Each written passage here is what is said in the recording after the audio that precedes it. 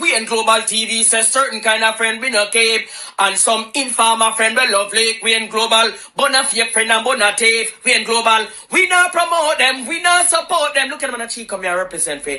We in Global TV, check it. Good evening, and welcome. It's Friday, the 8th of March. And this time, next week, Friday, we will be in full analysis of what happened the day before. It is breaking news across the Western Hemisphere. The long-awaited judgment in the Vibes Cartel versus the King at the Privy Council will be handed down 4 p.m. next Thursday, the 14th of March, London time, in the Privy Council. This will be a judgment that the world will be sitting down to watch. For all of us at the moment is wondering where will the legal authority swings. Good evening. Thank you all. And welcome to Global Television. It's great to have you all on board. Please like and share the live for us, please, as well as if the ad comes on, help us to watch the ads so you can help the channel to grow monetarily so we can continue to do the people's work. Global TV also has membership now ranging from £3 to £9. At some point in the near future, there are some contents that Global TV may produce as members' content only. So just so you are aware. But thank you all very much for being here. I really appreciate your support. Thank you all. Thanks. Welcome to those on the Twitch. Good evening to those on the X, on Facebook, and on YouTube. Good evening and welcome to Global Television. Thank you all for joining us. Good evening to those on the live. Good evening to those in the chat. Good evening, all, and welcome. Natalia Freeman, good evening, Amazing Grace. Kate M, good evening. Sunshine, good evening. Yvonne Johnson, good evening. JP, good evening. Mary Messenger TV, good evening. Beat and Teach, good evening. How are you? Good evening, JP, good evening. Colin Humphreys, good evening. Good evening to VM. Patricia Matthews, good evening. How are you? Good evening, Michelle Lewis Wilson, God's Gift. Mela McNeil, good evening. Good evening, James. Good evening. Good evening, Amazing Grace. Soulful Wellness Warrior, good evening. Mary Messenger TV. Good evening, and welcome, Leroy Peart. Good evening, Sharon Peart. Good evening, Violet Watson. Good evening. Good evening, Jamaican Foodie. Good evening, Millie McBean. Catching the news. Good evening, and welcome. Bros, good evening and welcome. Good evening, all. Good evening, vibing with the natural one. Good evening and welcome. Good evening, Delroy Henry. Good evening and welcome. Thank you all for joining us. Georgia Dennis, good evening and welcome. Christoph still a wind and wind, you know.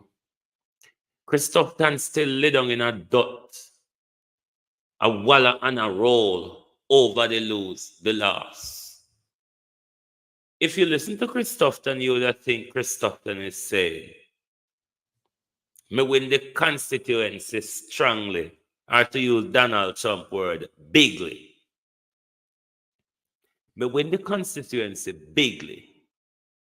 So we should win all 4 divisions. All 4 divisions belong to me. And if I know so go, me don't trust Andrew Holness electoral process.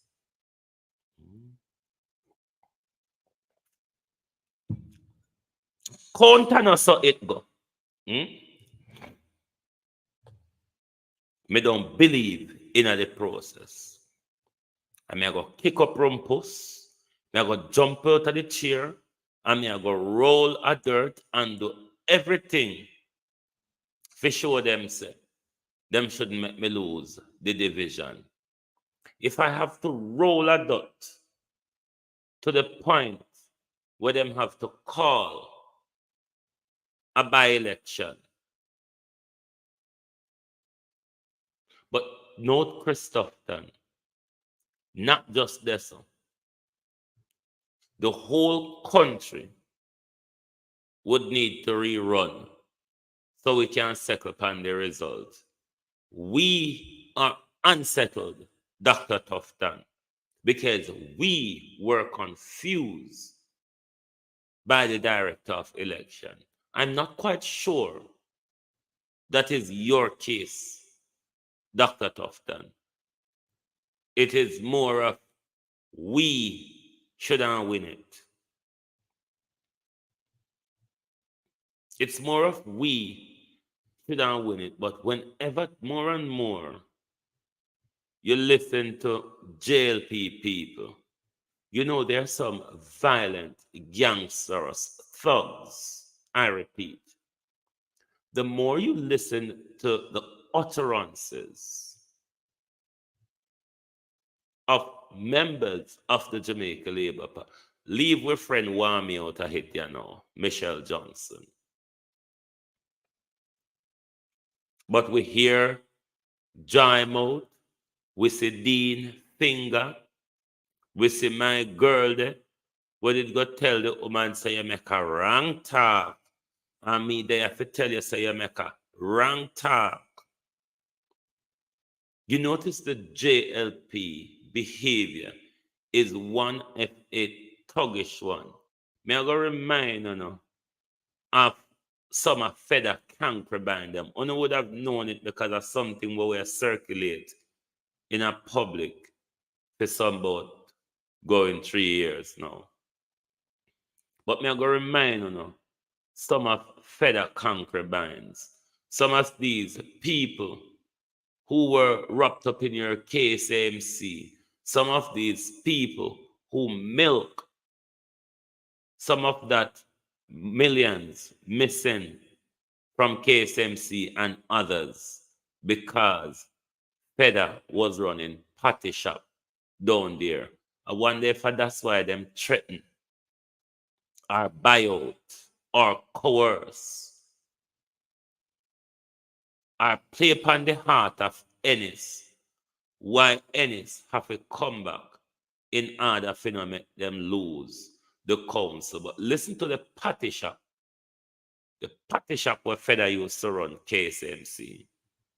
No blood clot space down there. You know, see everywhere you go with that fella there for your eye. Let me tell you this. Your baby father for beg me for cover for blood clot. You no boy will fuck me no ask me for cover for you. Hear for me. Shoot, just put up your baby father name on Facebook and me stop talk to you. Just blood clot put it up. Cause any time me gonna make gang them at how I deal with your pussy clot. Yeah? Me gonna make gang them deal with your pussy clot at how I can. Enough their fella beg me hold it down, hold it down, hold it down. Right now me heart while and I call me go call gang them now at our in a yago blood clots so. Tell Kenya me say go in a cartoon and type in the Indian ask them and she see her blood clot look. She look like the Indian ask them. Unica look better than blood clot Kenya. Me a big woman and me have a good pussy and no man never beat me yet Muncie. Man beat blood clot Kenya. Kenya used to get beaten down here so she can't stand up. Tell Kenya me say she don't use nice cologne neither. I must know she start smell like somebody. Kenya smell like pissy blood clot Nella. Said I may call you, I'm not get to, but I will leave the voice note here. And it's serious. You see, anyway, I book your first concubine, I go bust up Kenya blood clot head. I'm in a business if more run as no more counselor. For those of you asking, you heard she said it, me no business. If me want to run as no more counselor, the bangarang was between she and one of Feda baby mother when named Kenya. Also, I'll be a bangarang the labor them keep up, especially in a KSMC. We know here Joy carry on as well. Byron Muir, good evening and welcome. Rosemary Samuels, good evening and welcome. Good evening, Joan Brown. Good evening and welcome. But they are your political representatives, people Michelle Johnson, Georgia Dennis. They are our political representatives. Those who their salary was shifted up quite handsomely in the pay package. Opal David, good evening and welcome. In the pay package that they gave themselves last year without turning a blind eye on the need of the civil services. But I'm glad that Feda is gone from the KSMC because what you hear from Celia, that one was it in a device note, her name is Celia. That one you heard was one who used to run as a counselor. The one where she had thrown the nasty tirade after Kenya. Kenya is one of, as they called her, Feda first concubine. A bare nonsense party shop around down a KSMC. So you wonder why them are faint and a walla all over the place and don't want to move up and let go of a hit. So Mark Golden and his team can run through the place with some audit. So we get to know what Juliet I try to hide up a KSMC. Winston Dawkins, good evening and welcome. Like and share the live, people. Like and share the live, please. But Dr. Tufton still did their role on a walla and a dot. So I'm gonna let you hear. Remember, we listened to him this morning when he was on nationwide at 5 yesterday evening. Sharon Powell, good evening and welcome. And he was in a press conference, I think, this morning. Let's listen to Chris Tufton over the one lollipop. And indeed, the last local government elections, some 6 or so years ago, the same candidate, now councillor, in the Ginger division, won by approximately 16 votes. And we did not take any big issue with it because we did not see anything but discrepancy, and therefore we allowed him to go. So this is not an issue of sour grapes. It's not an issue of trying to override or overrule or undermine the democratic traditions that we believe in. And indeed, as Member of Parliament, it certainly is not an issue as to the strength and the secure position that Jamaica Labour Party is in the constituency of St. Catherine West Central. Indeed, when the absolute numbers are combined, we have won the municipal elections by some 1,000 or so votes, winning in 2 divisions by approximately 700 and another with approximately 500, rounding off the numbers. So we are secure in the belief that the people of West Central, St. Catherine, have given us the approval to represent them, and so far are supportive of the stewardship, certainly those who participated in the democratic process. So that's not the issue. The issue for us, as it relates to the Ginger division, is that we do not have confidence in the outcome of these numbers, this particular process, and we remain very skeptical about the end results. And indeed, I may say, we are not confident that the will of the people through the majority vote, one man, one vote, has been expressed. And as it is our right, we intend to take it to the next step, which is an election petition.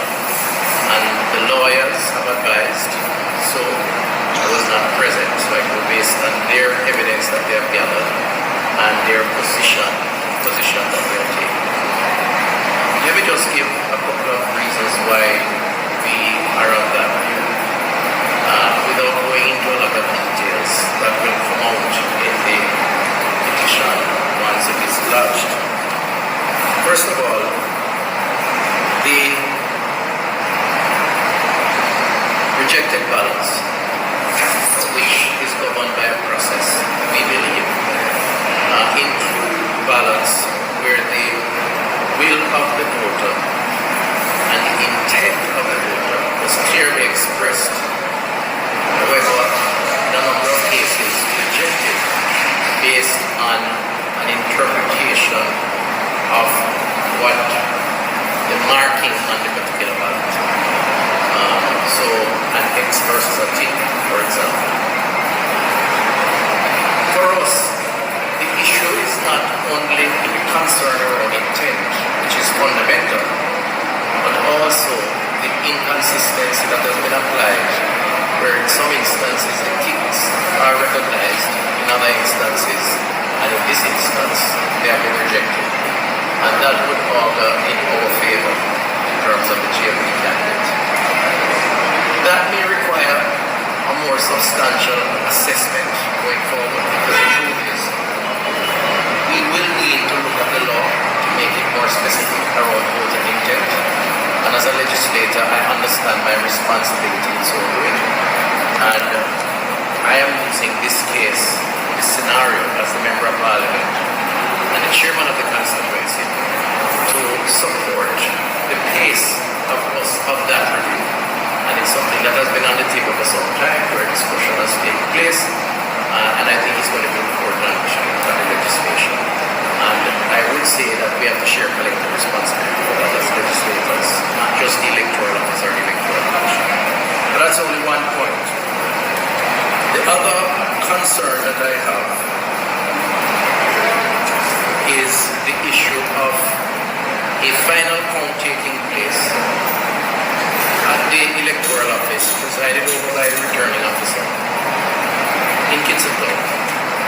And the day after, an additional ballot claim to have been found in some other place, which was never evident in the presence of the final count, where we had 3 lawyers and 2 additional supporters. So we had 5 members representing the JLP at that point, including lawyers that were taking copious notes. I believe that the PNP had 1 lawyer and 2 supporters. That ballot just appeared out of nowhere the day after, supporting the other side, and was admitted despite the objections of our lawyers the day after into the counting process, which therefore gave an additional advantage to the candidate that has been declared. Today, this we have a major problem with, because, as said earlier, our lawyers were not privy to and did not see, identify, or are unaware as to how that ballot came about. But there is more. The envelopes and the seals on the boxes and the sealing of the envelopes were absent in many cases at the magisterial recount, which is contrary to what should be the case. The absence of a seal, or the absence of a sealed envelope containing the Christopher Tufton still weaning and whining. Debbie Jervis, good evening and welcome. Jay, good evening. RJ, good evening and welcome. Thank you all for joining us. Arlene Foster, good evening and welcome. Let me say to the Minister of Health, Dr. Tufton, a member of Andrew's cabinet, ask the Prime Minister, Dr. Tufton, to give the Electoral Commission of Jamaica the independence it needs and the independence it deserves in order to regulate and administrate our election, as well as, Dr. Tufton, what you have voted for was to merge the office of the political ombudsman with the Electoral Commission of Jamaica, 2 public bodies which are to be working independent of the government and doing separate work. 1, regulating and administrating our election. The other, police or parliamentarians and public officials and hold them to account. Marie Cummins, good evening from Hartford, Connecticut.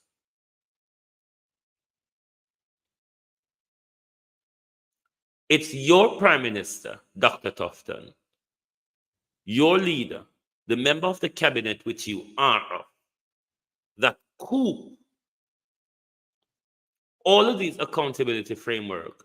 Dr. Stanky 69, good evening and welcome over on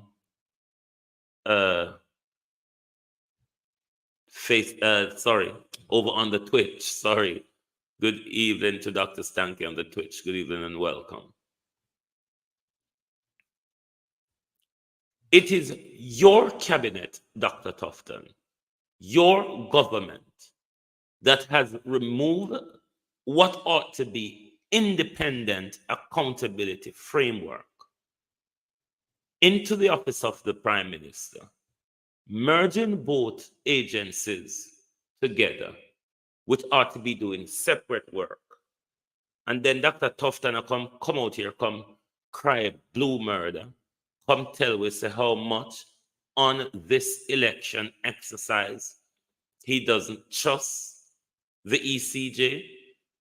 It is the Prime Minister by extension that you do not trust. Doctor. Agency Driver 5, good evening, Wagwan. It is your very government, Dr. Tufton, that you don't trust. You are part of the government who muzzled the office of the political ombudsman. An office at the moment, Dr. Tufton, which we would be and ought to be and should be making complaints to with regards to election irregularities. Veteran, big up and welcome. Mavis Gooden, big up, good evening and welcome. Mavis Goodens from New York City. Lily Foster, good evening and welcome. So rather than wanting to change the law, Dr. Tufton, or have you been given a mandate by Andrew to say, go out there and make up some noise so we can change the law? Because if we don't change the law,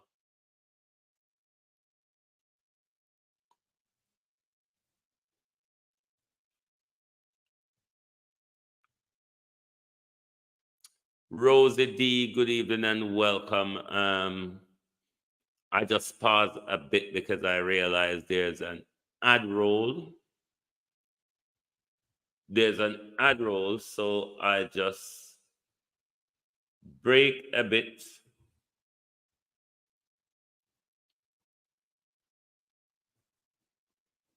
One second, please.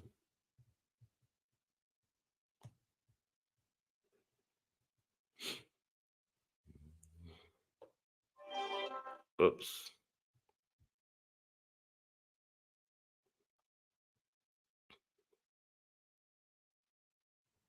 Yes, welcome back. Dr. Tufton, who is winding and winding Michelle Wallace. Sorry, Marlene Wallace. Good evening and welcome.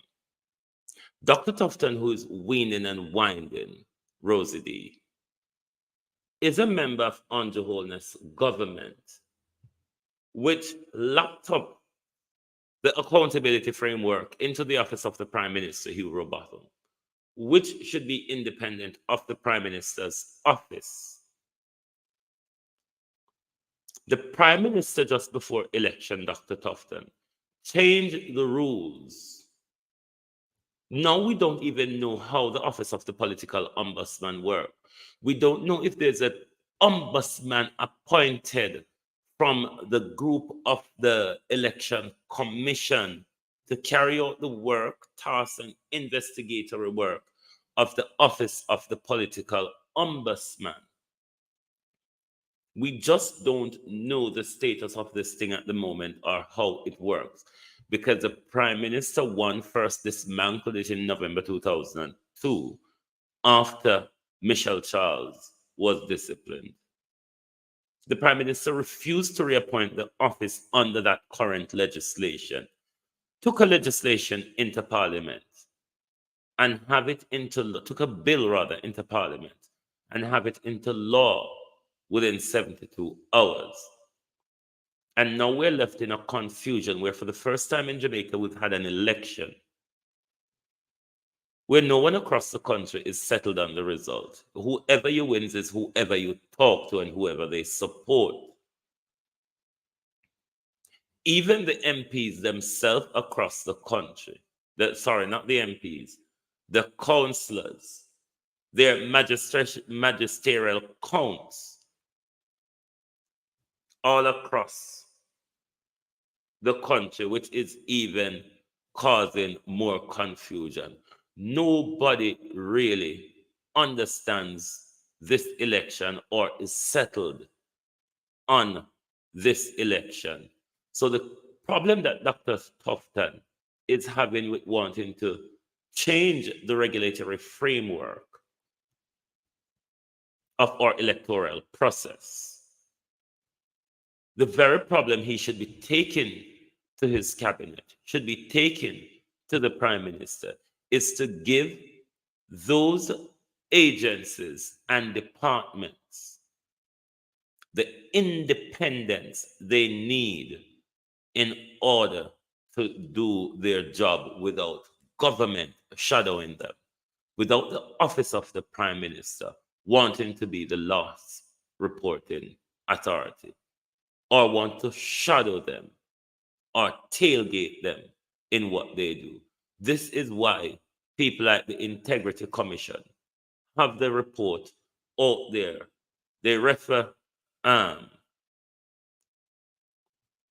illicit six, and it has been clamped down on because of another dictatorial style of unholiness, Dr. Tufton, by putting his wife,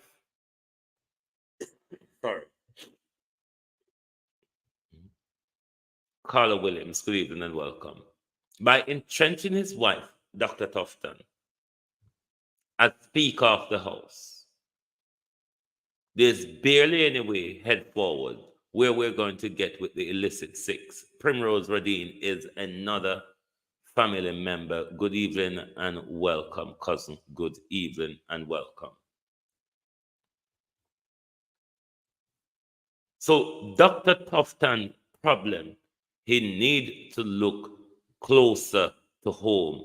The one who's got the grip and power is the one who created the mess for this election. It is Andrew Holness' interference of the Electoral Commission.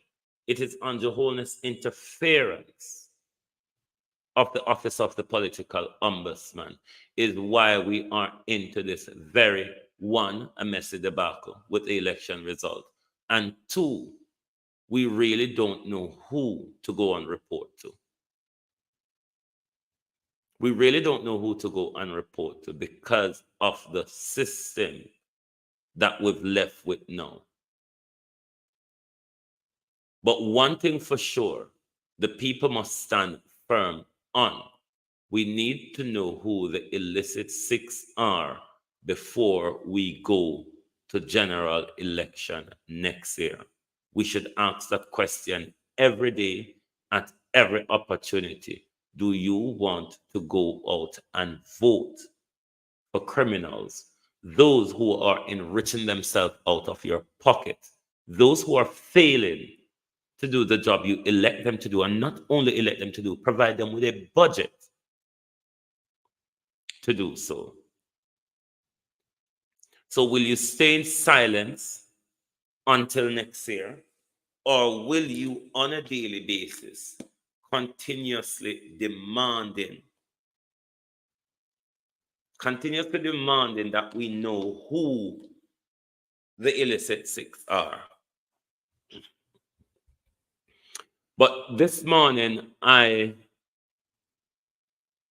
played that little bit of that, the Minister of Criminality.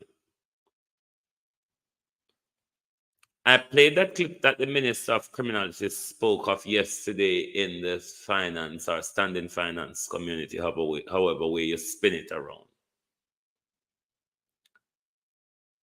But let me remind you again what he says on Haiti before I play the video of one of the latest development on Haiti that has been circulating for about the last 72 hours or so.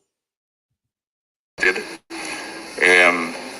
Prime Minister and the Minister of Foreign Affairs lead on the international cooperation and collaboration we're looking at to try and bring some stability to Haiti and interest there. But at the security level, we primarily have to manage our borders.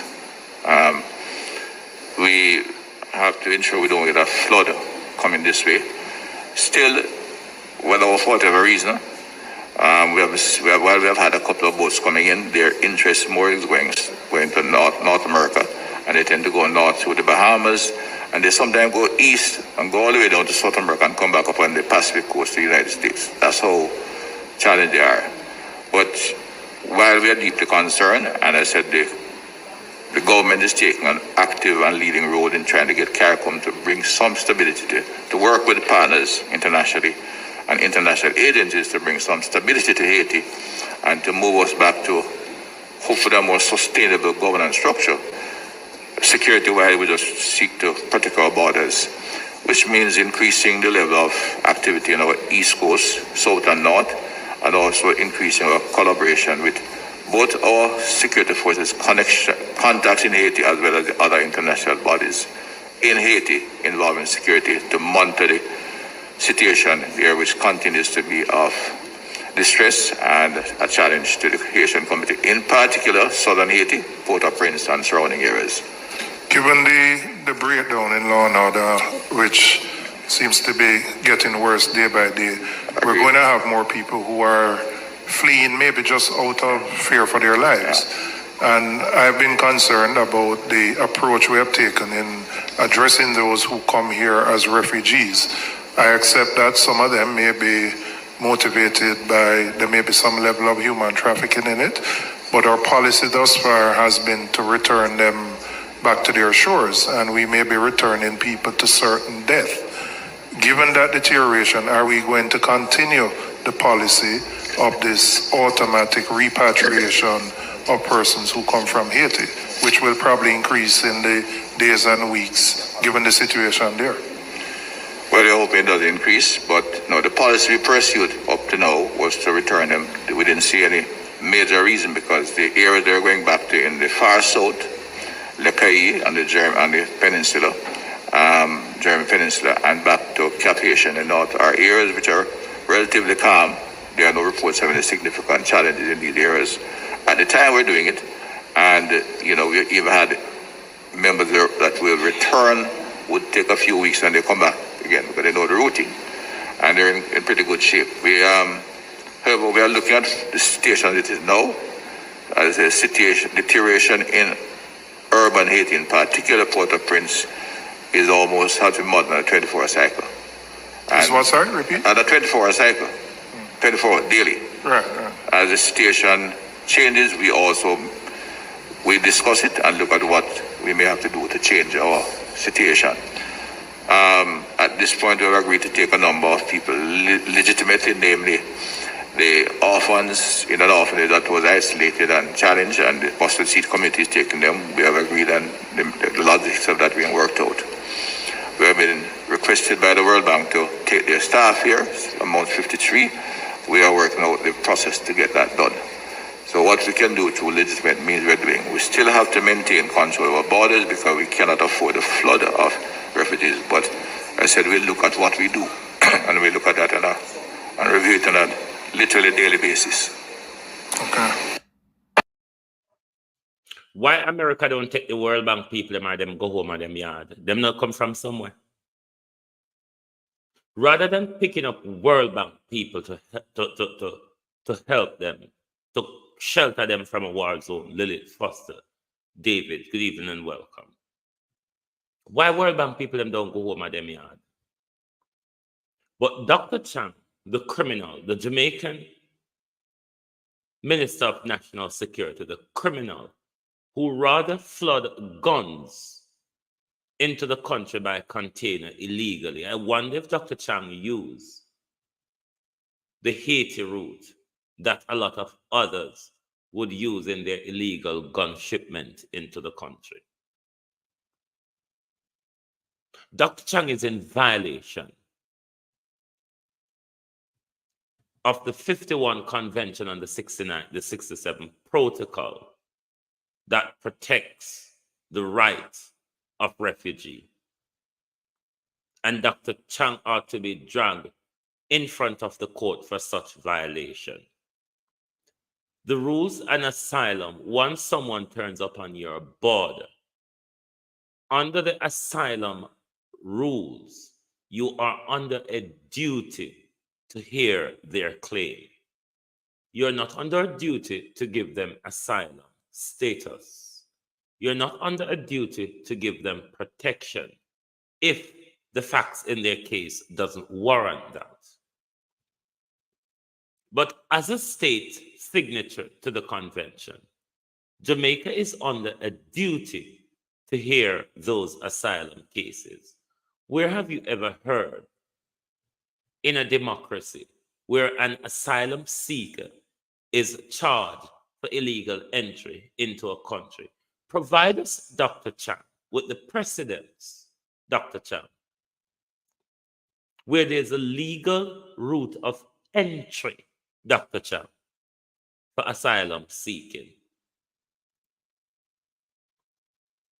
So Dr. Chang needs to be dragged in front of the court for the flagrant violation of international conventions. Jamaica is in violation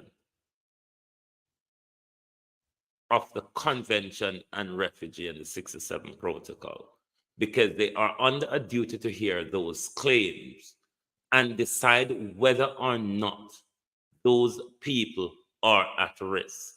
But to do an automatic return and sometimes to even prosecute them, your very own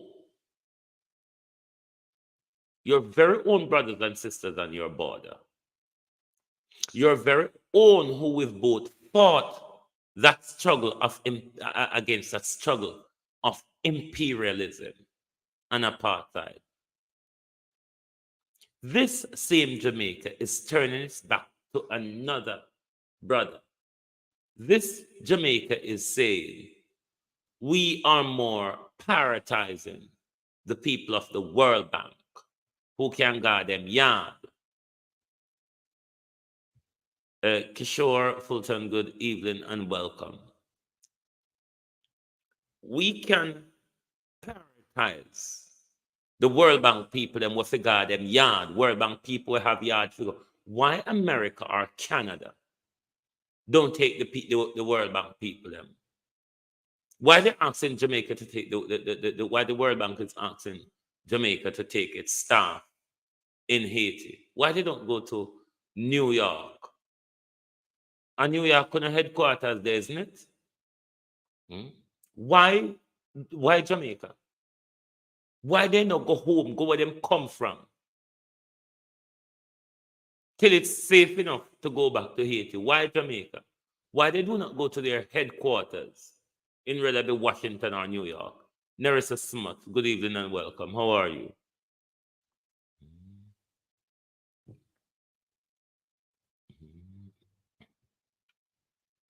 Abina Sadoki, good evening and welcome. Make World Bank people them go home at them yard. Look after your brothers and sisters in your backyard. But this is the ongoing, developing situation, Monica Willis, in Haiti that is expected to spiral more out of control as the days and week progresses.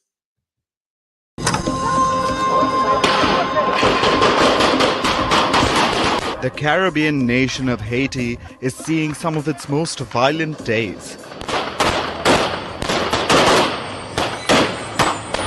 Residents in Haiti's capital, Port-au-Prince, are frequently greeted by gunfire.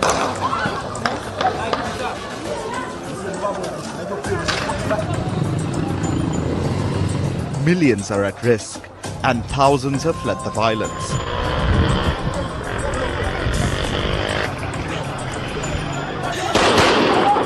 It's a war between gangs and the government. And caught in the crossfire are civilians. So how did Haiti descend into chaos? And who is responsible for this?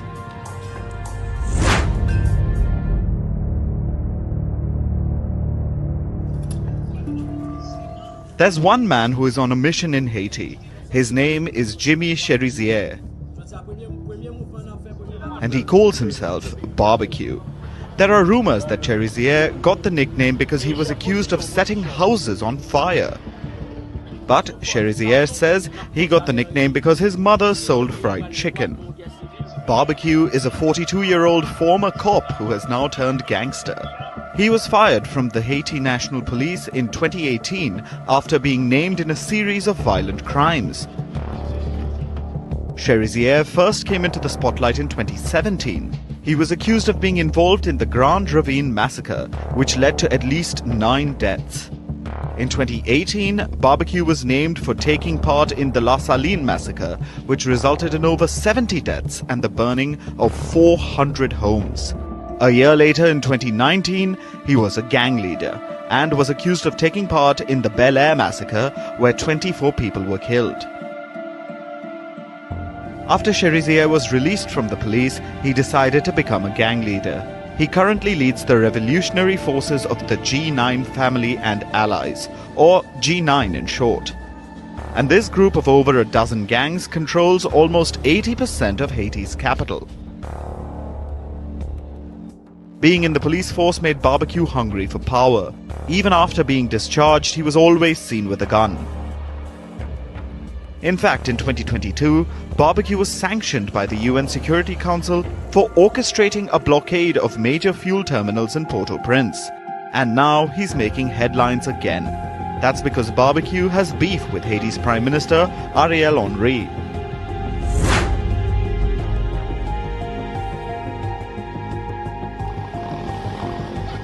Jimmy Barbecue Cherizier is on the warpath, and his demands are frightening.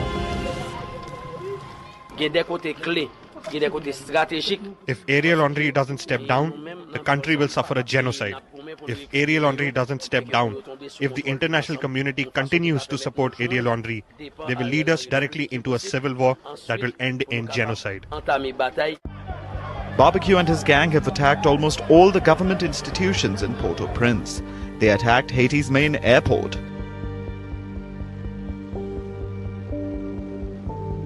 And now Prime Minister Henry is unable to return to his own country. President William Ruto.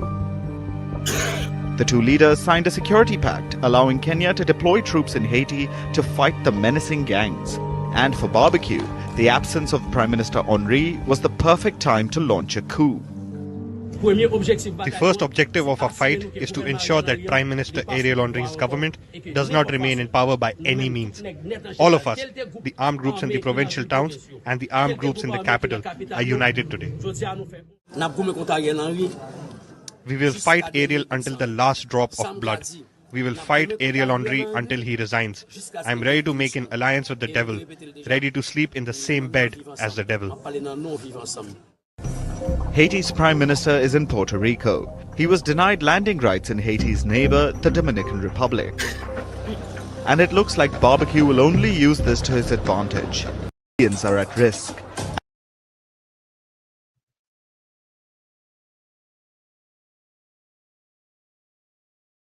They will lead us directly into a civil war that will end in genocide. Barbecue and his gang have attacked almost all the government institutions in Port-au-Prince. They attacked Haiti's main airport.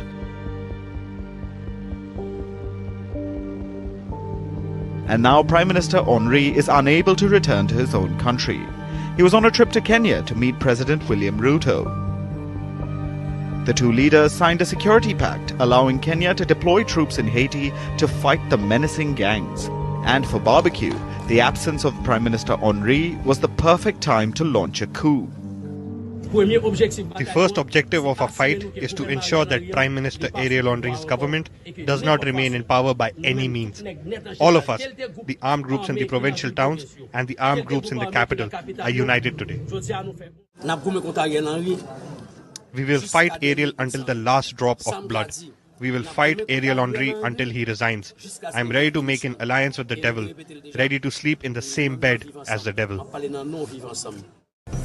Haiti's Prime Minister is in Puerto Rico. He was denied landing rights in Haiti's neighbor, the Dominican Republic.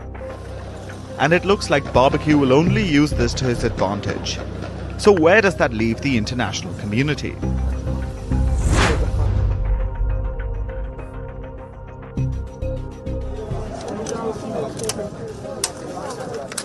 Haiti's neighborhood is feeling the heat. The Dominican Republic has shut the borders and refuses to take in refugees. We will never accept refugee camps in our country. That is out of question. And I don't think the United Nations will ask for that. I don't think they will. The US, which once supported Prime Minister Henry, is slowly backing away and hinting at a new government. And what we are saying to the Prime Minister is that he needs to expedite the transition to empowered and inclusive governance, including the appointment of a transition council. But it doesn't look like barbecue will make the Prime Minister's return a walk in the park. After all, Jimmy Cherizier is sitting at the stage where he has the guns and the manpower, and the public sentiment has begun to sway. Once known as a lowly gang leader, barbecue is now being called a revolutionary. The double-edged sword of the United States of America. They will want to have you believe everything about Haiti, but none of them will ever tell you this war is about who controls one of the richest material, iridium, that is mainly found in South Africa and Haiti. Nobody will tell you what this war is about. Good evening and welcome to Isaac Buchanan. Good evening and welcome to Global TV Council. Please all welcome Council Buchanan to the Global TV family. Inner Circle, good evening, JamericanTV.com. Good evening, and thank you all for joining us. Monica Wills, good evening, and welcome. Thank you all for joining. Audrey Robson, good evening and welcome. But Council Buchanan, while you are here, you might just have a case. I think you should draw Dr. Chang before the court for his violation of the convention and the protection and the protocol protecting the rights of refugee. The automatic return, Council Buchanan. I'm sure Jamaican 411. I'm sure Beverly Edwards, good evening and welcome. You should be able to jog Dr. Chang in front of the court for those automatic repatriation, because these asylum cases, their asylum application should at least be heard before repatriation, given the circumstances we know on the ground in Haiti. Dr. Chang is of the view that there are other calm areas that he can repatriate them to. But given the circumstances and the situation and the breakdown of lawlessness, and the breakdown across the country, this can spill over nationwide at any time. So to refuse to hear their claim and repatriate them based on that, that's a violation. And yes, Nerissa, of course, tonight, a Friday night, I must drink one Guinness and stagger. We can't go through the whole week sober, and weekend come and me don't stagger, but be sure the one Guinness I go kill me. Veteran should know. Veteran should know that as well. I want him to go on a bed already. Lilith Lockerbie, Pauline Dixon, good evening and welcome. But let me turn to the speculatory part of the program this evening. I am rather surprised of the swift return by the Privy Council with their judgment.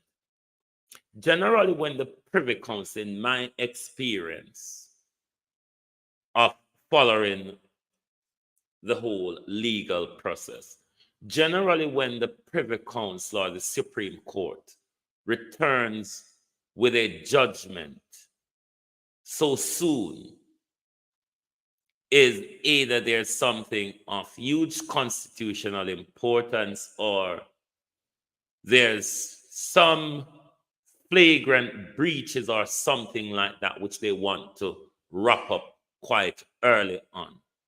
Not saying this is the case at the moment, but it is my experience and how they operate. The first hearing date was on the 14th of February, and we will be having a decision on the 14th of March. That's 1 month.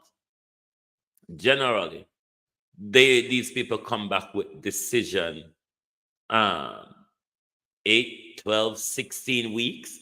So for me, this is a coming back decision, a decision coming back soon. What could this signal? Could it signal that they've seen such flagrant breaches that they need to end this thing once and for all? Or was it that easy of a judgment to come to? So they've come to a swift judgment. Will it be a verdict in Gaza's favor, or will it be a verdict in King Charles' favor? Because in this appeal, it's Gaza versus the king. If the appeal is allowed, then that's the end of the criminal side of the justice sought by Cartel and others. But that would automatically spark civil claims, especially if it's a miscarriage of justice, or their human rights were breached, or their constitutional rights were breached. The country would have been opened to some very lucrative lawsuits, to the point where it would be much easier for the government to settle rather than wasting state money to fight a lawsuit that they will not be able to win. If cartel appeal is denied, that will be the end of justice for cartel. The case would be closed. But there is also the possibility that the Privy Council could remit it for retrial. That is highly unlikely. One, the case was handled very corruptly and shoddy by the investigators, the prosecutor, and the judiciary. At this point, to send it back for a retrial, it could be argued and would be deemed he wouldn't get a fair trial. There's a legal principle, ISAT can correct this, but it's better for 1,000 guilty men to walk than one innocent man going to prison. ISAT can correct that in a way how it is. But I don't see them sending it back for retrial. Now, if they accept the argument of jury tampering, and they are of the view, jury tampering or jury bribery, and they are of the view that the judge or the prosecutor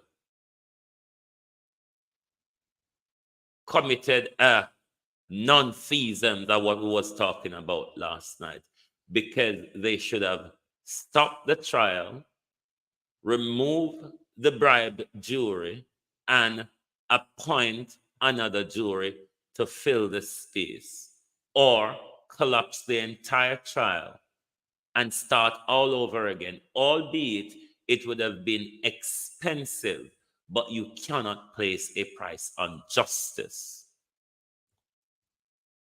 And for those reasons, it is highly likely that his appeal may be allowed. Now, if his appeal is allowed, what are the consequences for our justice system, given the rewriting of our constitution and the plan to go republic?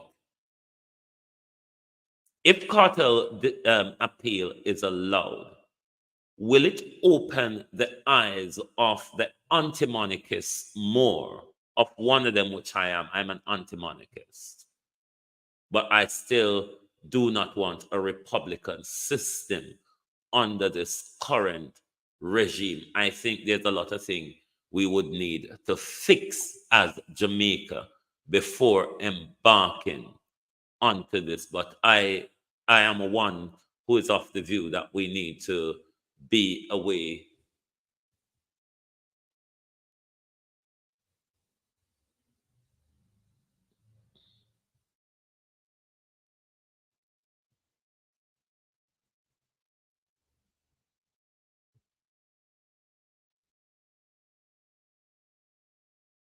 Welcome back. I just stopped because the ads were rolling. But yes, if the appeal is allowed, there's almost likely going to be a debate of what's the consequences to our justice system coming out of a positive ruling for Vibes Cartel. But Global TV will be providing you a front seat from the Privy Council. We will be restreaming it to you live. Or broadcast link has already been set and is out there in public. You can hit the notification so it notify you next Thursday. We will go live next Thursday, UK time, 3 p.m. Debbie Jervis, what time is that in Eastern time? 3 p.m. UK time. The judgment is expected to, the session is expected to start at 4 p.m. UK time. We will start our broadcast an hour before that. Our broadcast will start 3 p.m. UK time. What time is that Eastern time, Debbie, or anyone who know how to do maths? But if you're here for the first time and you have not yet subscribed, please do so. If you have not yet hit the like button, please do hit the like button and register your attendance. So that will be 11 a.m. Eastern time. So Debbie's saying 10 a.m. And I see that why I mean I love maths? Because me can never get settled on the number. Paula Shelley, good evening and welcome. But we will be bringing the judgment to you live. We have already have our link set out there for the 8th of for the 14th of March, rather. So we will keep reminding you it is a judgment that a lot of people will be sitting down for. It is highly it's been highly covered for years now, and this is the final judicial resort in this cartel and others, or the right citing is Sean Campbell and others versus the King. We are on a 6 hours difference now. Yes, we're on a 6 hours. I saw Fulton earlier said that person said they live in my backyard. Yes, so make sure you are here next Thursday, where we will sit down once more and have a view of open justice, and wherever the decision goes, this will be the final for Vibes Cartel and his co-accused. Thank you very much for being here with us on Global TV this evening. Before you go, Global TV, yes, Fulton said they live in my backyard. Global TV will not be broadcasting this Sunday either. I have another funeral to attend in the social space in my community. So I will be taking the time off to observe another funeral within my community this Sunday evening. So Global TV will return Monday morning with your At a Glance program, 12 noon UK time, 7 a.m. Eastern time. Thank you all very much for being here with us this evening on Global Television. Enjoy your weekend. Have a wonderful time. And if you cannot be good, make sure you are safe. Thank you very much to those on the X, on Twitch, on Facebook, on YouTube. This was your weekend roundup. Thank you very much and good night.